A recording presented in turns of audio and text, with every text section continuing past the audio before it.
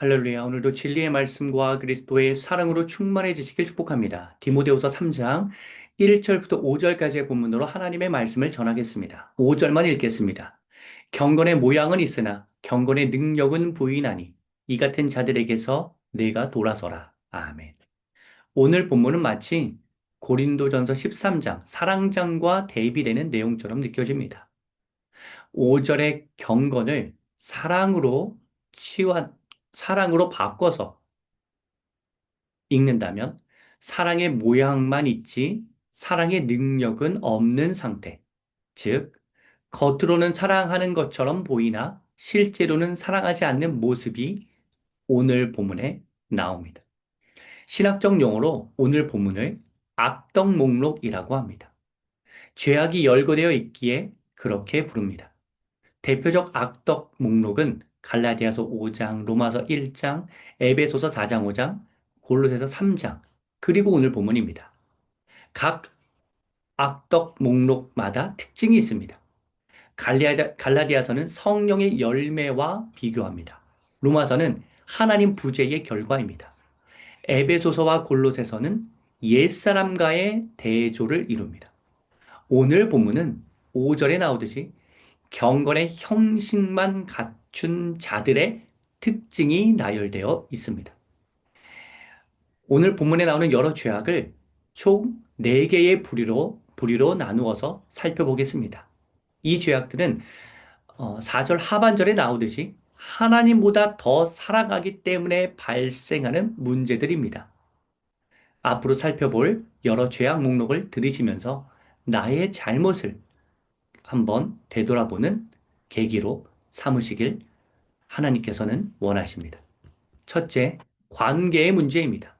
2절, 자기 사랑은 자기를 사랑하지 말라는 뜻이 아니라 자기만 사랑하는 이기주의가 문제라는 의미입니다. 내 만족과 욕구와 주장만 중요하다고 여기는 자기 중심성에서 벗어나야 합니다. 철부지 어린아이와 같은 사람은 관계에 어려움을 겪습니다. 남들도 힘들게 하고 자기도 힘듭니다. 2절 자랑과 교만과 4절 자만은 자기 우월 의식입니다. 내가 가장 우수하다고 그렇게 남들의 의견은 하나도 중요하지 않다고 생각합니다. 물론 영향가 없는 의견도 있겠지만 기본적으로 진중하고 소통이 잘 되는 사람들이 모여서 논의하는 합리적 의사 결정을 해야 합니다. 자랑과 교만과 자만의 가장 큰 문제는 하나님보다 자기가 더 우월하다는 호모데우스, 인간이 신을 대체할 수 있다는 인간 우월 의식입니다. 자랑과 교만과 자만은 이처럼 사람과의 관계뿐만 아니라 하나님과의 관계도 깨뜨립니다. 2절 비방, 3절 모함은 잘못도 없는데 관계를 깨뜨리는 이간질과 거짓 증언을 의미합니다. 잘못도 없는데 그냥 싫어서 아니면 감정적으로 상하는 일이 있다고 해서 악의적인 시선으로 바라보면서 폄훼하고 없는 사실도 지어내어서는 안 됩니다. 비방과 모함은 관계의 암덩어리와 같은 것입니다. 3절 무정과 원통함을 풀지 아니함은 관계에 꼭 필요한 너그러움의 부족함을 뜻합니다. 원통함을 풀지 아니함은 무자비를 일컫습니다. 서로 이해해주고 관용을 베풀면서 너그럽게 서로 대해야 하고 미소를 띄어야 하는데 정이 없고 자비가 없으니 관계가 삭막해집니다. MBTI의 T라고 해서 모두 무정하고 무자비하지 않습니다. 따뜻함을 표현하는 방식이 다를 뿐입니다. 훈련이 되면 T라도 부드럽게 관계를 이끌어갑니다. 반면에 F라고 다 정이 많고 자비가 많지는 않습니다. 지나치게 감정적으로 흐를 우려가 있기 때문에 F라고 해서 안심해서도 안 됩니다. 분별력 있는 정과 자비를 베풀 수 있도록 F도 훈련되어야 합니다. 3절, 사나우며는 난폭함을 뜻합니다. 폭력에는 여러 종류가 있습니다. 물리적 폭력도 있지만 언어 폭력, 정서적 폭력도 상대방을 해치는 일입니다. 예수님은 언어 폭력과 정서적 폭력도 살인에 해당한다고 말씀하셨습니다. 난폭함은 가까운 사이일 때 더 조심해야 합니다. 배우자에게 언어 폭력과 정서적 폭력을 행사해서는 안 됩니다. 물리적 폭력은 당연히 안 되고요. 여러분, 어떠한 폭력도 정당화될 수 없습니다. 저는 부모가 자녀를 뭐 약하더라도 하여간 때리는 행위도 잘못되고 비성경적이라고 생각합니다. 공동체 안에서도 언어 폭력과 정서적 폭력을 조심해야 하는데 아무렇지도 않게 내뱉은 말이 상처를 줄 수 있습니다. 눈빛과 표정으로 상처를 줄 수도 있습니다. 우리가 그것을 대면하는 사람에게는 그거 상처 너가 받지 않기로 작정하면 안 받을 수 있다. 그 영향권에서 벗어날 수 있다라고 가르치지만 우리가 그러한 문제를 일으키는 그러한 상처를 남에게 상처를 안겨주는 언어 폭력과 정서적 폭력을 하지 않도록 주의해야 하기도 합니다. 늘 온화함을 잃지 않도록 우리는 늘 마음을 잘 다스려야 합니다. 둘째, 물질의 문제입니다. 2절, 돈을 사랑하며에 나오듯이 돈에 지나치게 혈안이 되는 문제가 있습니다. 돈으로 다 해결하려고 하는 물질 만능지에 사로잡힌 사람들이 많습니다. 물론 돈은 필요합니다. 하지만 세상에 아름다운 가치가 많은데 돈을 얻으려고 정직, 그리고 사랑하는 사람들과 시간 보내는 것 등을 소홀히 여기는 어리석음을 범해서는 안 되고 돈으로 모든 것이 다 해결된다는 마음가짐도 버려야 합니다.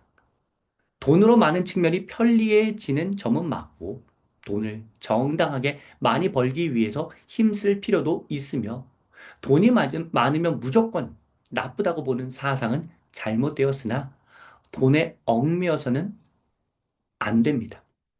돈이 죄로 이끄는 측면도 있습니다. 그런데 돈이 많아서 죄를 짓기도 하지만 돈이 적어서 죄를 짓기도 합니다. 돈이 많아서 발생하는 문제는 많이 알고 계실 텐데 돈이 적어서 발생하는 문제, 잘못도 우리는 간과해서는 안 됩니다.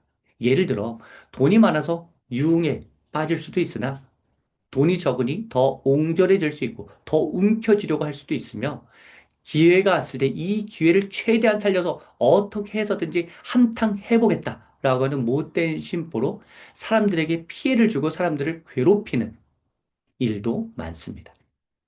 물질의 문제는 그러니 많고 적고를 떠나서 누구나 빠질 수 있는 것입니다.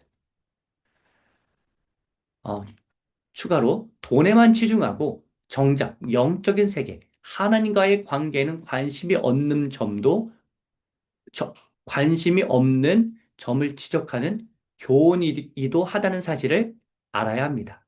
심지어 하나님의 말씀과 기도도 돈을 잘 벌기 위한 수단으로 이용하려는 사람들의 잘못도 있습니다.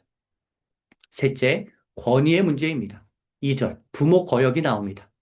부모에게 순종하지 않는 태도는 권위에 순종하지 않는 모습이며 이는 하나님께 순종하지 않는 태도로 직결됩니다.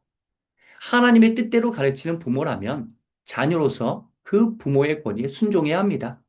부모는 자녀와 친구처럼 가깝게 지내기도 해야 하지만 부모 권위 영역이 무너져서는 안 됩니다. 물론 부드럽게 권위를 행사해야 합니다. 2절, 감사 없음은 하나님께서 베풀어 주신 은혜를 인정하지 않는 문제입니다. 권위의 측면에서 설명한다면 감사 없음은 우리 인생의 주인이신 하나님의 권위에 도전하는 행동이라고 할 수 있습니다. 하나님이 그토록 많이 도와주셨는데 그것을 모른 척 하니까 우리는 겸손하게 하나님께 감사를 표현해야 합니다. 4절, 배신은 신뢰의 무너짐이기도 하나 권위자에 대한 배신을 뜻하기도 합니다. 그동안 키워주신 은혜를 기억해야 합니다. 물론 키워주셨더라도 방출의 시기가 있습니다. 부모는 자녀가 결혼하면, 어, 자녀, 부모는 자녀를 결혼시키면서 독립을 함께 시킵니다. 요즘은 결혼이 늦어지면서 일정 나이가 되면 자연스럽게 자녀가 독립하기도 합니다. 스승은 제자를 졸업시키면서 독립시킵니다. 그렇다면 독립 이후에도 여전히 부모나 스승을 뒷바라지해야 한다는 식으로 접근하면 곤란해집니다. 결혼과 일정 기준의 나이와 졸업 이후에 권위자와의 분리가 제대로 되지 않아서 발생하는 문제가 의외로 많습니다. 결혼 전, 일정 나이가 되기 전, 졸업 전에는 권위자의 관계를 잘 맺고 권위자에게 순종해야 합니다. 물론 나쁜 권위자를 만났다면 얘기가 달라지겠지만 기본적으로 배신하지 않고 그 권위에 순종해야 합니다. 그, 이후에도, 그러니까 결혼 후 일정 나이 이후, 졸업 이후에도 권위자와 느슨한 관계가 되겠지만 감사하는 마음을 늘 마음에 새기고 있어야 합니다. 4절 조급은 무모함입니다. 앞뒤 안 가리고 경솔한 태도를 뜻합니다. 위아래를 잘 살피면서 행동해야 하는데 위계 없이 아나무인격으로 행동해서는 안 된다는 교훈입니다. 지나친 위계 질서는 문제이지만 권위주의는 문제이지만 건강한 위계와 권위는 필요합니다. 넷째, 영적인 문제입니다. 영적으로 하나님과 깨어진 관계에 있는 사람의 특징은 2절에는 거룩하지 아니하며 3절에는 절제하지 못하며 선한 것을 좋아하지 아니하며 4절에는 쾌락을 사랑하며 라는 표현에 잘 나타납니다. 거룩하신 하나님의 백성이자 자녀로서 우리는 하나님 앞으로 나아가 늘 배워야 하는데 그 시간이 충분하지 않으니 하나님을 본받아 거룩해질 리 만무합니다. 거룩하지 않으니 절제가 잘 되지 않습니다. 하나님이 원하시는 선한 행실에 관심이 없습니다. 겉으로는 선해 보일 수 있으나 속은 그렇지 않습니다. 사람들을 속일 수는 있으나 하나님을 속일 수는 없는 노릇입니다. 여러분, 성령으로 충만해야 하는데 쾌락으로 충만합니다. 더 많은 도파민을 원하고 그러다가 그 쾌락이 작은 죄, 큰 죄로 연결됩니다. 이처럼 영적 타락이 세상에서의 타락으로 이어집니다. 우리는 지금까지 네 가지 측면의 문제를 살펴보았습니다. 관계의 문제, 물질의 문제, 권위의 문제, 영적인 문제. 우리는 이 문제로 인하여서 어려움을 겪고 있지는 않은지, 이 관계와 물질과 권위와 영적인 부분을 어떻게 하면 주님 안에서 잘 견실하게 운영할지, 내 삶을 그렇게 잘 아름답게 가져갈지를 늘 생각하고 유념하고 그렇게 신앙생활 해야 합니다. 악덕 목록 나열 전에 나온 1절에 보면 알아야 한다. 말세에 고통스러울 때이니 더 정신을 바짝 차리고 잘 대응해야 한다고 강조합니다. 5절 하반절도 중요하죠. 경건의 형식만 갖춘 나쁜 사람들에게서 돌아서라고 교훈합니다. 그들과 가까이 하면 죄로 물들기에 경계해야 한다는 교훈입니다. 사랑하는 성도 여러분, 우리 안에 진정한 경건의 능력이 있는지 늘 점검하면서 형식적 신앙에서 탈피하여 진정한 믿음의 능력이 삶에서 나타나길 주님의 이름으로 축복합니다.